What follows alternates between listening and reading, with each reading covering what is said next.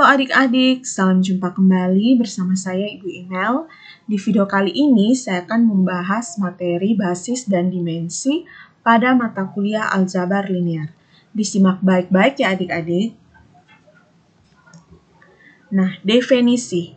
Jika V adalah sebarang ruang vektor dan S itu sama dengan himpunan V1, V2 sampai dengan VR merupakan himpunan berhingga dari vektor-vektor pada V, maka S kita namakan basis untuk V jika S bebas linear dan yang kedua S merentang V.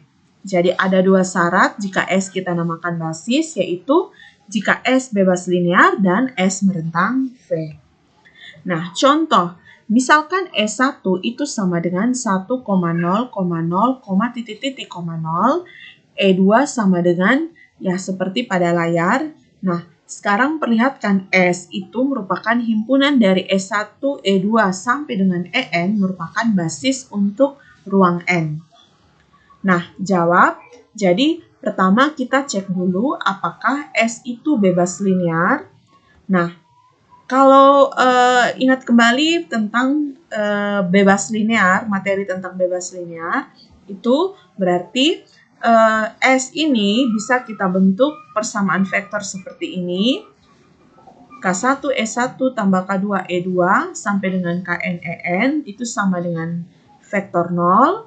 Dan kita kalau memang bebas linear, maka solusinya adalah solusi, ini karena SPL homogen ya, nanti kalau dari persamaan vektor ini kita peroleh SPL homogen, dan kita kalau solusinya solusi trivial, yaitu K1 sama dengan 0, K2 sama dengan 0, sampai dengan Kn sama dengan 0, maka S bebas linear.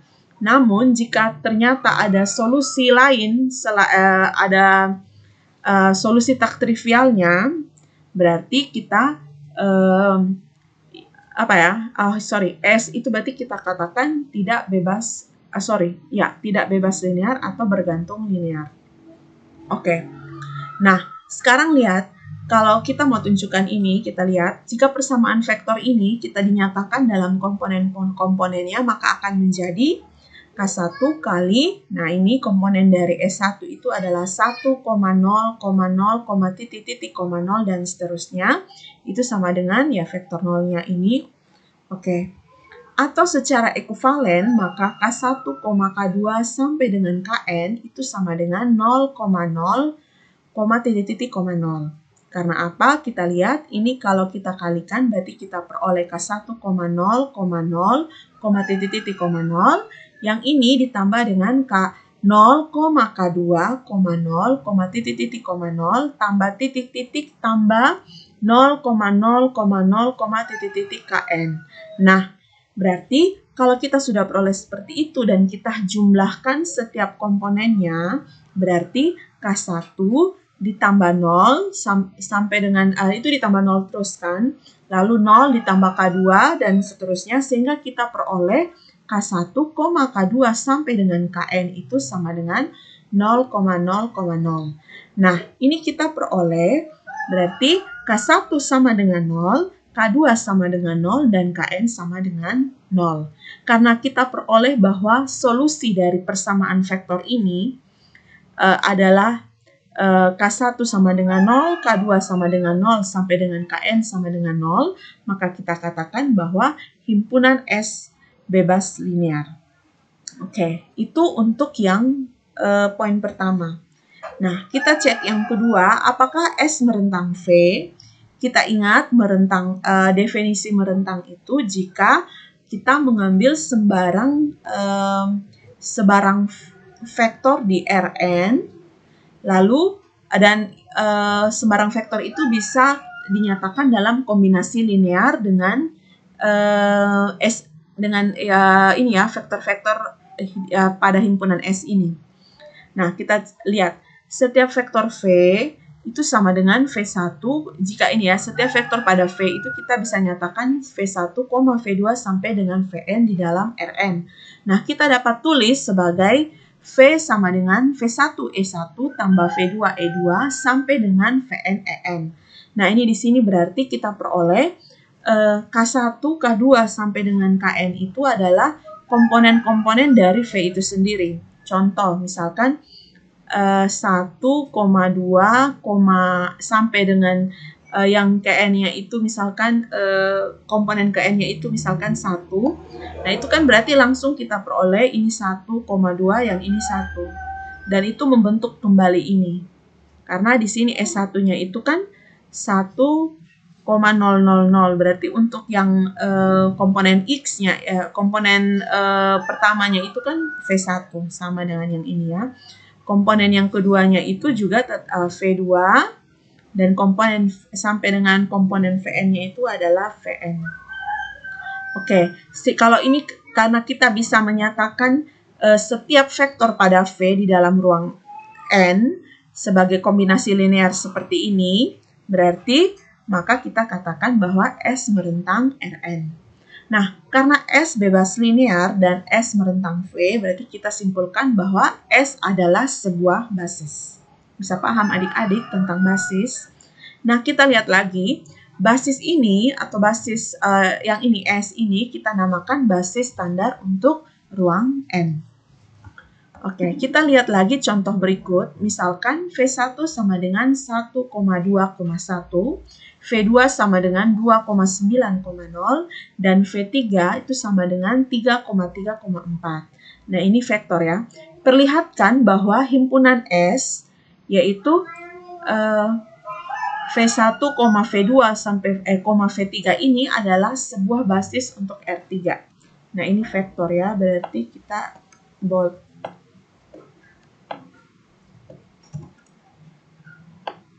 Ya, tunggu ya, saya.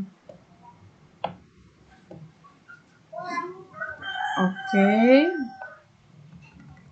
Nah, berarti kita cek dulu apakah S bebas linear. Ya, kalau basis itu kan kita namakan basis jika memenuhi dua syarat tadi, apakah bebas linear dan apakah merentang. Nah, kalau S bebas linear berarti kita memperoleh persamaan vektor seperti ini. K1 V1 tambah K2 V2 tambah K3 V3 sama dengan 0. Nah, ini akan lalu yang berikutnya itu apakah S merentang di R3 itu kalau setiap sebarang vektor B, misalkan vektor B itu B1, B2, B3 di R3 dapat dinyatakan sebagai kombinasi linear. Nah, K1 V1 tambah K2 V2 tambah K3 V3 itu sama dengan B. Nah, kita lihat baik-baik bahwa untuk S bebas linear itu kita peroleh SPL K1 ya seperti ini ya. K1 tambah 2K2 tambah 3K3 sama dengan 0 dan seterusnya. Ini silakan adik-adik lihat di video saya tentang bebas linear. Nah, ini kalau yang merentang ini, kalau kita kita kerjakan lebih lanjut, kita peroleh SPL-nya seperti ini. Nah, kita lihat bahwa ruas kirinya itu sama kecuali ruas kanan. Kalau ruas kanan dari SPL yang terbentuk ya, kalau ruas kanan dari ini SPL yang bebas linear itu 0, sedangkan ruas kanan untuk merentang itu B1, B2, B3. Nah, berarti kalau kita lihat dari yang ruas kiri, kita peroleh matriks kedua syarat ini, apakah bebas linear dan merentang ini, mempunyai matriks koefisien yang sama. Matriks koefisiennya adalah 1, 2, 3, 2, 9, 3, 1, 0, 4. Ini juga sama, 1, 2, 3, 2, 9, 3, 1, 0, 4. Mempunyai matriks koefisien yang sama. Nah, kalau kita mendapati soal seperti ini, maka kita cukup mengecek apakah matriks koefisien mempunyai inverse. Nah, silakan adik-adik ingat kembali penjelasan saya ya tentang bebas linear dan merentang. Kenapa? Kalau punya inverse berarti jika ya, maka S merupakan basis di R3. Jadi kalau punya inverse berarti kita jamin bahwa solusi di sini adalah solusi tunggal, yaitu K1 sama dengan 0, K2 sama dengan 0, dan K3 sama dengan 0, atau solusi trivial. Nah, kalau di sini juga punya inverse, matriks koefisiennya juga punya inverse, berarti kita jamin bahwa solusinya itu konsisten terhadap B1, B2, dan B3. Atau kita bisa bilang ini juga tunggal ya, solusinya solusi tunggal dan Ya, itu silakan adik-adik lihat di video saya tentang merentang ya. Oke, berarti kita cukup menentukan kalau kita apakah matriks koefisien ini mempunyai inverse. Nah, ingat-ingat kembali jika mempunyai inverse itu syaratnya itu syaratnya adalah jika determinannya itu tidak sama dengan 0. Jadi kita cukup mengecek apakah determinan dari matriks koefisien itu sama dengan 0 atau tidak. Jika tidak sama dengan 0, maka kita bisa berarti matriks koefisien ini mempunyai inverse, sehingga kita bisa bilang katakan bahwa S merupakan basis di R3. Nah, kalau kita cek, ini saya menggunakan ekspansi kofaktor pada baris ketiga. Nah, ini kita peroleh negatif 1. Nah, berarti karena matriks koefisien SPL tersebut tidak sama dengan 0, maka kita bisa katakan bahwa S merupakan basis di R3.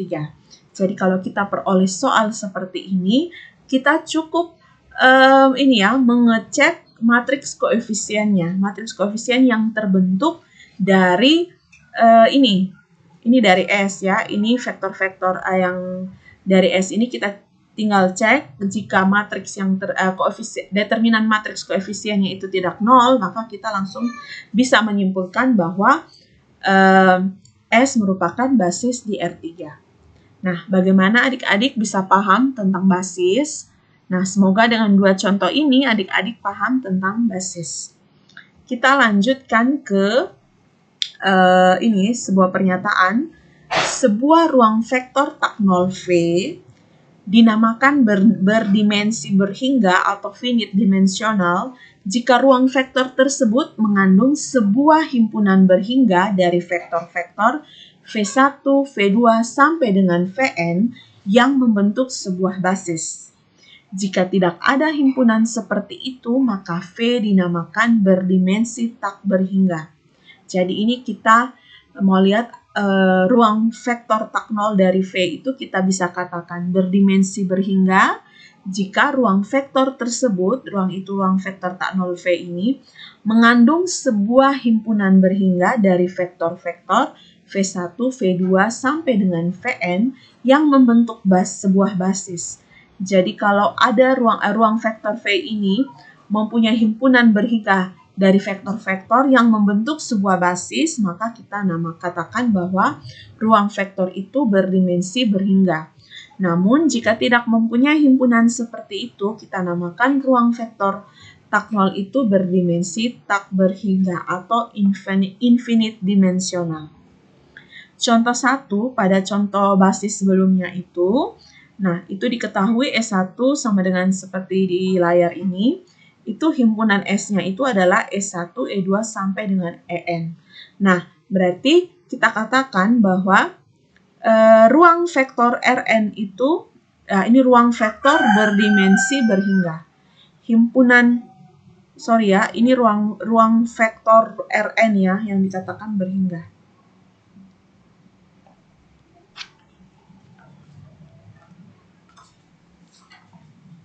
Bukan himpunan vektor, tapi Rn-nya. Ini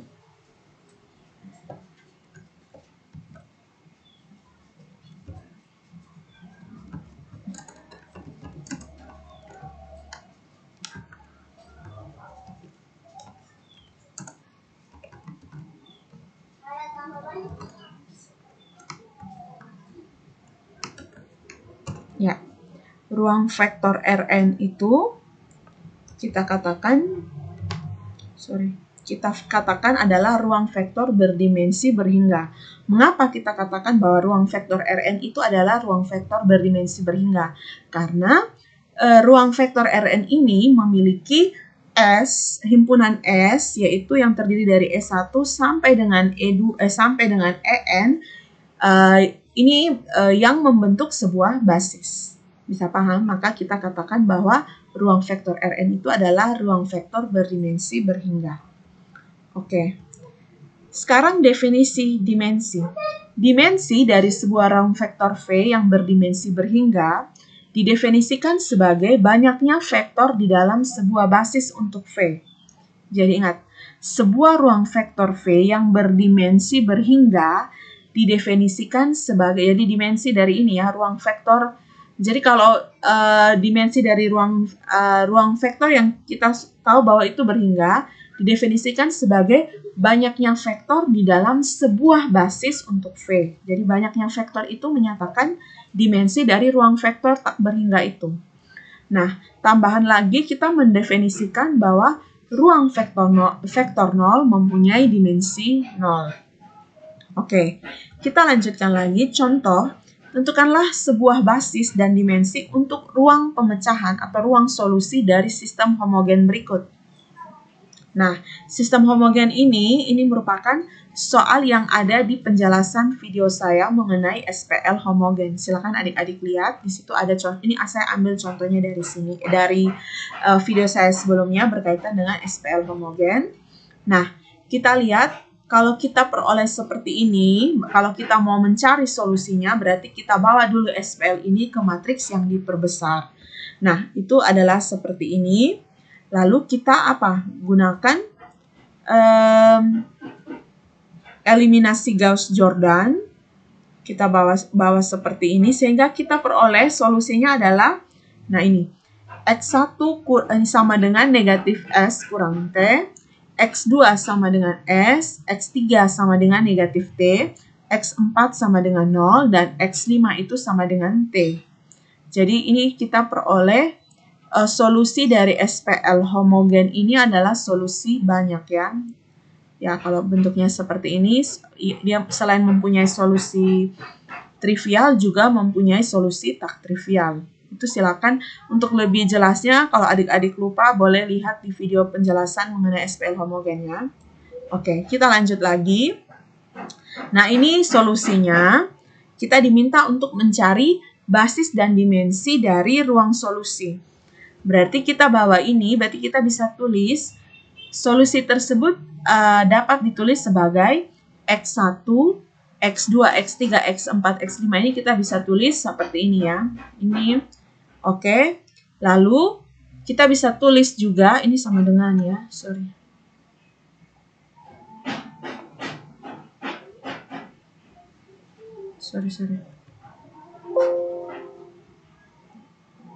Oh, sama dengannya yang tidak terlihat.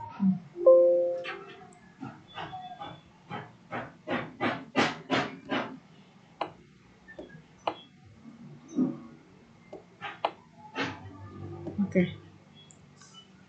Nah, ini seperti ini. Oke, kita bisa tulis seperti ini. Nah, ini berarti saya pisahkan yang mengandung variabel S dan variabel T. Ini saya, parameter ya. Ini saya pisahkan dan saya bisa tulis seperti ini. Ini S sama dengan, S dikalikan dengan negatif 1, 1, 0, 0, 0, dan tambah T. Ini kita, ini negatif 1, 0, negatif 1, 0, 1.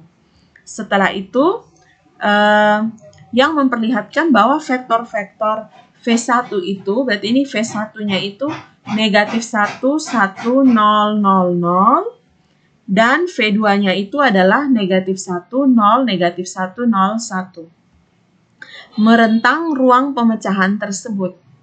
Jadi, parameter S dan T yang merupakan solusi dari SPL homogen tersebut, kita bisa tuliskan seperti ini, sehingga kita peroleh bahwa vektor V1-nya itu ini, vektor V2-nya ini, merentang ruang pemecahan tersebut ya. Oke. Nah, selain itu, vektor-vektor V1 dan V2 juga bebas linear. Jadi ingat, kalau definisi merentang itu apa? Kalau setiap ini ya, ruang pemecahan, ruang pemecahan? Ya, betul-betul. Ini jadi bisa S dan T apapun. Nah, kalau kita bisa bentuk dalam kombinasi linear ini seperti ini, maka kita katakan bahwa V1 dan V2 itu merentang ruang pemecahan tersebut. Selain itu, vektor-vektor V1 dan V2 itu juga bebas linear. Kalau bebas linear berarti apa? Ini karena S dikalikan dengan ini, negatif 1, 1, 0, 0, ketika kita taruh di ruas kanan itu 0, 0, 0, 0, itu pada saat S sama dengan 0, atau solusinya itu ketika S sama dengan 0 dan T sama dengan 0. Nah, ini kan berarti S ini tidak mungkin S yang nilai yang lain, hanya bisa dengan kita peroleh 0, 0, 0 ini kecuali S-nya 0, T-nya juga 0. Sehingga saya tulis ini ketika S 0 dan T sama dengan 0. Ini semoga dipahami. Nah, ini maka himpunan V1, V2 adalah sebuah basis. Dan ruang pemecahan tersebut adalah ruang berdimensi 2. Nah, kita kenapa katakan basis? Karena yang pertama merentang dan juga yang pertama ada juga kita sudah cek bahwa bebas linear dan merentang. Lalu ruang pemecahan tersebut berdimensi 2 itu kita lihat tadi dari definisi apa ya tadi ya? Definisi dari ini ya. Dimensi dari ruang vektor V dikatakan mana? Didefinisikan sebagai banyaknya vektor di dalam sebuah basis untuk V. Nah, banyaknya vektor tadi dalam yang basis yang kita katakan basis itu ada 2 vektor, yaitu V1 dan V2. Maka kita katakan bahwa ruang pemecahan tersebut itu berdimensi 2 karena yang basis ini terdiri dari 2 vektor, maka kita katakan ruang pemecahannya itu ruang berdimensi 2. Bagaimana adik-adik bisa paham penjelasan saya terkait basis dan dimensi? Demikian penjelasan saya terkait basis dan dimensi. Semoga video ini bermanfaat. Terima kasih.